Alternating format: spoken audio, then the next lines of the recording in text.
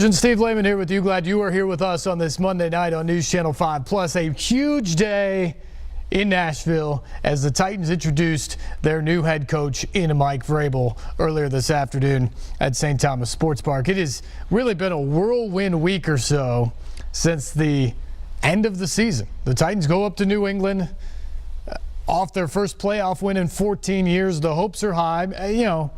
I think a lot of people were realistic about their chances in that game, but anytime you're in the playoffs, you have an opportunity. You go up there, it's not what you want. It was a good start, but the Patriots clearly showed their dominance and their superiority on that night. 35-14 the final score, but still at that point, this was a team that had won 9 games for the second consecutive year in the regular season, goes to the playoffs, wins a game, and I think most people walked away from New England that Saturday night. I certainly was one of them, thinking very strongly that Mike Mularkey would be back as this team's head coach next year, that he had done enough to earn that right. That's kind of what I've said for a long, long time, that he had done enough to earn the right to talk about the discussions of the future and the direction of where this team was going to go, whether they needed to make changes to the staff, philosophy changes on offense, or anything like that. I think he earned that right. But what became very clear over the next 48 hours or so is there was a huge disconnect between Mike Mularkey and his staff and where the front office, John Robinson, and maybe even owner Amy Adams-Strunk wanted to go with this team. And once they realized just how far that gap was and that essentially the bridge wasn't far enough to go between the two sides, a move had to be made.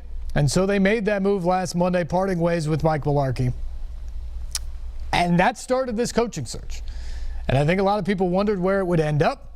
And it ends up today with Mike Vrabel. He was a guy that a lot of people speak very highly of around the National Football League, sort of a rising star assistant coach. He was a great player, an all-pro, one season with the Patriots. He won 3 Super Bowl titles. Just a terrific linebacker in their system. Very smart guy, very team-oriented guy. And then he's worked his way up as a coach. He spent 4 seasons at Ohio State under Urban Meyer. That's his alma mater. He went back there. That's where he cut his teeth with teaching. A lot of teaching. He talked about that today. It was, getting into coaching, but really it was a lot of teaching, dealing with young kids and teaching them the fundamentals and how to just do things. That's what he learned at Ohio State. And then he spent the last 4 years on the staff with Bill O'Brien in Houston with the Texans, including this past season as the defensive coordinator. It's not a long record as a head coach because he played so long. But at 42 years of age, he's got 8 years of coaching experience under his belt after 14 seasons in the National Football League. Before that, now he takes over as a head coach in the National Football League with the Tennessee Titans. And it was a whirlwind process this week as well. You had all the weather that we dealt with last week, which delayed some of this stuff. But they do the interview with Mike Vrabel. They do an interview with Carolina defensive coordinator Steve Wilks. And they brought in Rams offensive coordinator Matt LaFleur as well. Just those 3 guys got interviews for this job. And Vrabel was so impressive that the Titans knew they had their man. And so they made the call on Saturday. Mike Vrabel is the next head coach of the Tennessee Titans, and today they introduced him at St. Thomas Sports Park. We will hear from Mike Vrabel. We will hear from Amy Adams-Strunk, General Manager John Robinson, coming up on the program tonight. We also would love to hear from you guys. What is your reaction to everything that's happened? Because of the weather and some of the schedule stuff last week, we didn't have a show. And so we haven't really had the opportunity to digest and discuss and talk about what has happened. The end of the season. Well, what did it mean for you where this team was and how they finished? Getting to 10 wins ultimately, including that win in Kansas City in the playoffs. Where did that leave you with Mike Mularkey? Were you surprised? Were you happy? Were you upset that he was not retained? What was your reaction to a week ago when that went down? And now what is your reaction to the process that led today to Mike Vrabel? Interested on your thoughts on that tonight. 737-7767 is the number. I will say this about Mike Vrabel. I thought he did a great job today in the press conference. I thought he, quote-unquote, won the press conference. I thought he was clear. I thought he was concise. I thought he showed willingness to adapt. He had an obvious vision for the team and what he wants them to be, but I think he also understands that the game is ever evolving. And then you have to be able to stay on your toes with that type of stuff. And I think he seemed willing to do that. He understands the value of Marcus Mariota. He said it's the most important relationship he's going to have in terms of a player in the building. But he also understands that you can't get this guy killed. There are things that he does offensively that help you, and you want to be able to use those legs and use them to your advantage. But you can't expose him to the risk that prevents him from being your quarterback 16 games a year, or most of the games every year, if he's truly going to be your franchise quarterback. So I thought he said a lot of the right things today. I thought his demeanor and composure, you can tell. John Robinson spoke last week when he said what he was looking for. Top of the list was leader of men. I think Mike Vrabel fits that to a T. He was an all-pro linebacker. He was a captain in New England.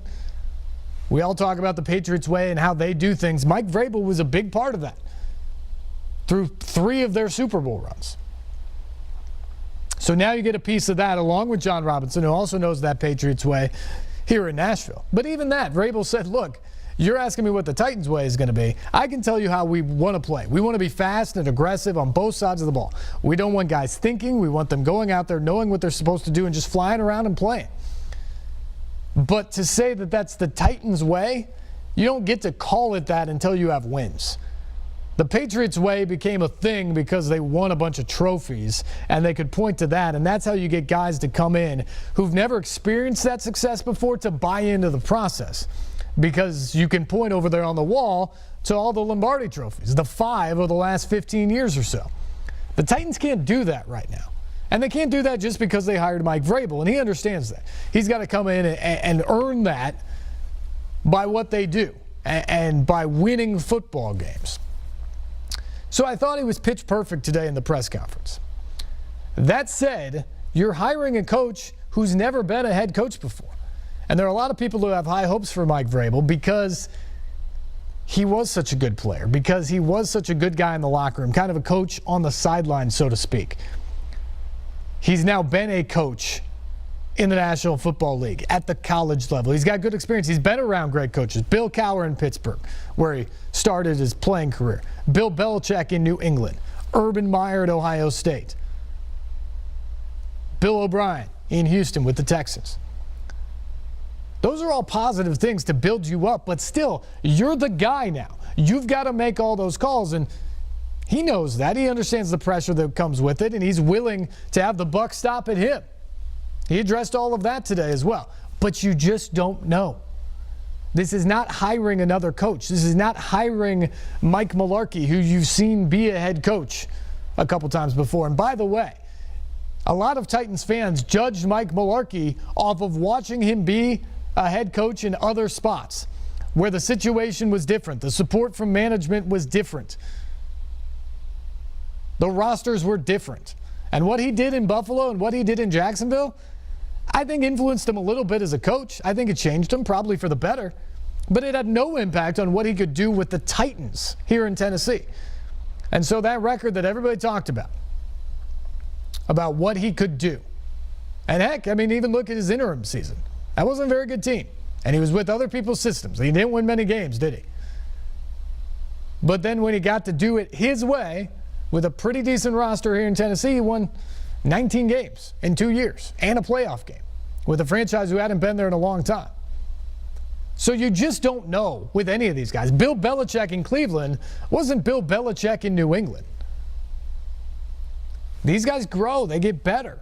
And so now you've got a first-time head coach. He's obviously going to grow on the job. He understands that. John Robinson understands that. Amy Adams-Strunk understands that. Titans fans need to understand that. But the other thing here is when you're getting rid of a guy like Mike Mularkey, who got you to the playoffs, who won you a game in the playoffs, your expectations are different than they were before all this. When Mike Mularkey got hired, the expectations were the Titans were going to still stink, and he was probably going to get himself fired because that's just where the Titans were at that point. They'd won 5 games in 25 games in 2 seasons, going 5-27 over that stretch. And he deserves a ton of credit for turning it around. But because he turned it around, there's a different level of pressure on this now for Mike Vrabel and for the Titans. Ultimately, and it doesn't have to happen next year, but when you take over for a playoff coach, success for the Titans, success for Mike Vrabel is going to come, can you win a division?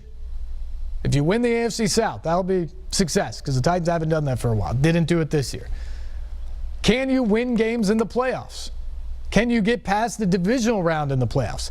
That's how success will ultimately be judged in terms of Mike Vrabel's coaching tenure here in Tennessee. So it's difficult, and you just don't know. By making the move from Mike Mularkey and making any coaching hire, now we know it's Mike Vrabel, the Titans were hoping to raise their ceiling, to go from a team that's won 9 games each of the last 2 years and maybe didn't show the progression they wanted specifically on offense this past season. They wanted to raise the ceiling so maybe they can take that next step to winning 11 or 12 and getting home field advantage in the playoffs and having the opportunity to play some of these meaningful January games at home where you set yourself up for the best chance to get to the Super Bowl. That's the ultimate prize, and that was their goal here, is to raise the ceiling, raise the bar for the expectation level. But the other thing they did by making this move, and it's just matter of fact, we don't know anything about Vrabel as a head coach yet. So by getting rid of the guy who kept winning you 9 games, you've also lowered the ceiling, or lowered the floor here. The hope to raise the ceiling, the guarantees you've lowered the floor. Because you just don't know. And if he flops, it's entirely possible you step back in a division that continues to get better in the AFC South. And so the question for you is, do you think Mike Vrabel is just another coach? Because a lot of coaches in the NFL get hired and they don't pan out, and eventually they're fired. Is he just another coach where the Titans take those step back, or is he the type of coach that can take you to the next level, who can raise the team to meet the bar where the expectation now is? That's the question for Mike Vrabel. And I think the interesting thing about this hire is you look at any hire around the National Football League or college coaching, whatever. When you're talking about a coach, it's very difficult to judge the hire when it happens. You can have your impression of what you think's going to happen, but ultimately you look back in 3 years or 5 years, and that's where you can truly hand out the grade. Was this hire a good hire? Or was it a bad hire? I think that's particularly the case right now for Vrabel because, again, he's not a proven commodity as a head coach. He's a first-time head coach here. And then the second part to that is maybe the biggest question about this entire ordeal and the Titans looking into hiring a head coach was, what does this mean for the offense? What are you going to do philosophy-wise on offense? How are you going to get the most out of Marcus Mariota? Mike Vrabel certainly talked about that today and talked about the importance of Mariota to his team and to his offense. But at the same time, he's a defensive-minded coach. So until he makes a hire for offensive coordinator, and we get a little bit of a feel of what that guy wants to do with his offense and how exactly he wants to use Marcus Mariota and perhaps what we see on the field when we get there next year, it becomes very difficult to even know what this hire is yet, let alone get to the point where you can grade it out years down the road when you see about the results. Did the Titans win a division? Were they winning playoff games? Did they take the next step under Mike Vrabel? So a lot of unknown right now, but also a lot of excitement because this is clearly what the organization wanted. They wanted to move in a different direction. They wanted to find a guy who had a closer vision to what John Robinson has for this team, a different vision for what this offense is going to look like, and a leader that can fire this team up as they get set for the 2018 season. Want to hear from you guys tonight. I want you to chime in on this, your thoughts about how the season wrapped up, about Mike Mularkey not being brought back and how that all happened, and then this new direction. John Robinson, clearly the man in charge and calling the shots at St. Thomas Sports Park. We definitely learned that if that was not already clear. over the way things played out over the past week.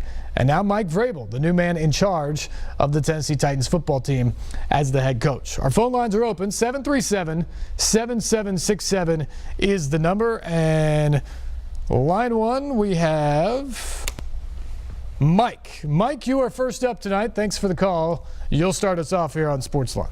Hey, yeah, I have a question. Why did the Titans not get a head coach that's been coaching like in the NFL over the years, or somebody maybe with a college team that's got more head coach experience instead of bringing someone that's never been in that position? I mean, I'm not saying that he can't turn the program around, but I just don't understand why they did get somebody with more experience and, you know, bring somebody up that's well known and give them a chance in Tennessee.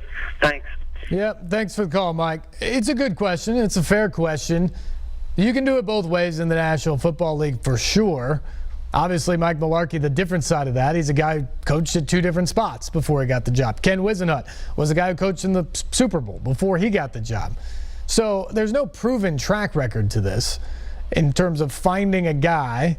At some point, you have to have your first opportunity. And there are a bunch of guys out there that people believe are assistants that have a great chance to have success in this league. A lot of people are frustrated at the retreads, thinking people need to show a little bit more imagination and find a guy like a Mike Vrabel or a Matt LaFleur who's never been a coach before, and identify a guy who can be different, who can take you to the next level, who has new ideas.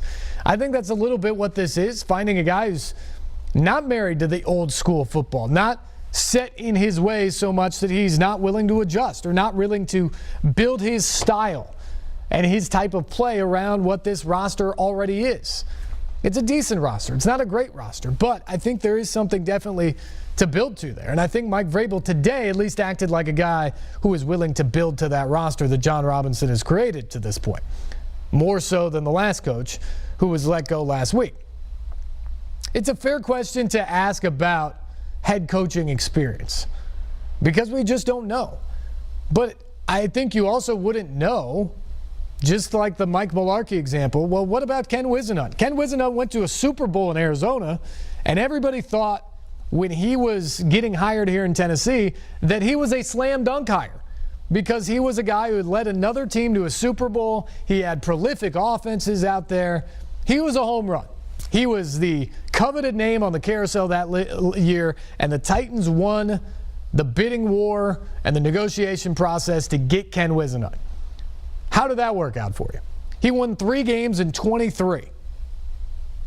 Didn't even make it through his second season because he was so widely disliked within the locker room, within the building, and within the community. That was a terrible hire. But on the day it happened, people were praising it for the Titans going out and getting the guy who was sort of the leader in the coaching carousel, who had that experience, who had been to a Super Bowl before as a head coach. So you just don't know, even if the guy does have head coaching experience. And you talk about a college guy, college to the NFL, transfer, the translation there, you certainly don't have a great idea. So it's all a bit of a crapshoot when you're going out and trying to find a head coach. Vrabel certainly falls into that mix. But here's the thing Mike Vrabel has that I know is attractive to John Robinson. He watched him as a player in New England, and he loved the way he went about his business. Not just in the production he had, but in the way he was a teacher and a leader in the locker room and on the sidelines for those players. He understands the Patriot way, as I mentioned earlier, and how they go about things, and that it's team first and business oriented. And that's the way you conduct your business. That's how John Robinson conducts his business. So Mike Vrabel embracing that and knowing that culture, I think, is really big here. Vrabel spoke to the fact today, he didn't mention him, but I think this alludes to the situation we saw last week, that the most important relationship in the building is between him and John Robinson. And that those two guys are going to set the tone for how things work in the building and what players feel about the direction of the franchise, and that they're going to be watched every day as they walk out of each other's offices and how they act and how they react to certain things. So that relationship's going to be very important. I think the fact that Vrabel believes in that and trusts and knows Robinson already makes Robinson feel good about the reciprocal side of the relationship there, because that's certainly how he feels about Vrabel. And again, his willingness to be flexible with plans, to go to new plans, to adjust, to build around Marcus Mariota, to build around the other pieces here. I don't think that should be lost either, because that was a huge bone of contention when you talk about what happened with Mike Mularkey last week. All right, we got to take our first break here. We will come back. We will get to more of your phone calls. 737-7767, the number. We'll also hear from the new Titans coach as well. Stay tuned. More Sports Line on the way right after this here on News Channel 5+.